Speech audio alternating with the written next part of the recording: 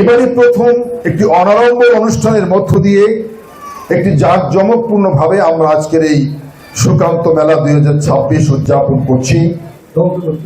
একটা দেশের শিক্ষার সংস্কৃতি এবং প্রাচীন নিদর্শনগুলি ধ্বংস করা যায়, তাহলে সে জাতিকে জমিয়ে রাখা যায়।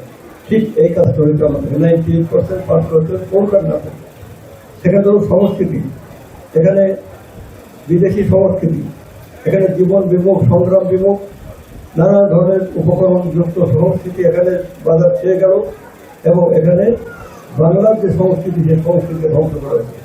এই সুকান্ত মেলা এই প্রথম জাতীয়তাবাদী দল এই মেলার সাথে সম্পৃক্ত হয়েছে।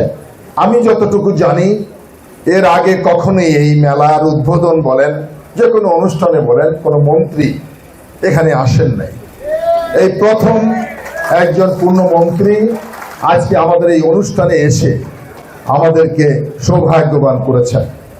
আমি দাদার কাছে কৃতজ্ঞ এবং উনি কিছু উপদেশ দিয়েছেন আজকে উনি এখানে আসার পরে।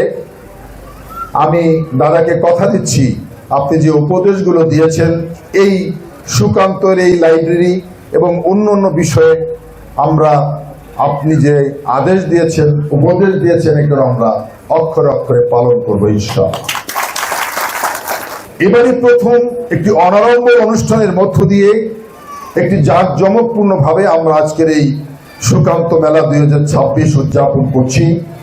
আপনারা যারা আমাদেরকে সহযোগিতা করেছেন, বিশেষ করে জেলা প্রশাসক মহোদয়, আমাদের উপজেলা নির্বাহী কর্মকর্তা সহ উপজেলার সকল পর্যায়ের কর্মকর্তা যারা রয়েছেন, সকলেই এই অনুষ্ঠানকে সফল করার জন্য আপনারা কাজ করেছেন, উদ্যোগ নিয়েছেন। সেজন্য জাতীয়তাবাদী দলের পক্ষ থেকে আপনাদের ধন্যবাদ জানাই, শুভেচ্ছা জানাই, অভিনন্দন জানাই। বিকাশ পেমেন্টে 10,000 টাকার বেশি অফার, শপিং চলছে তো।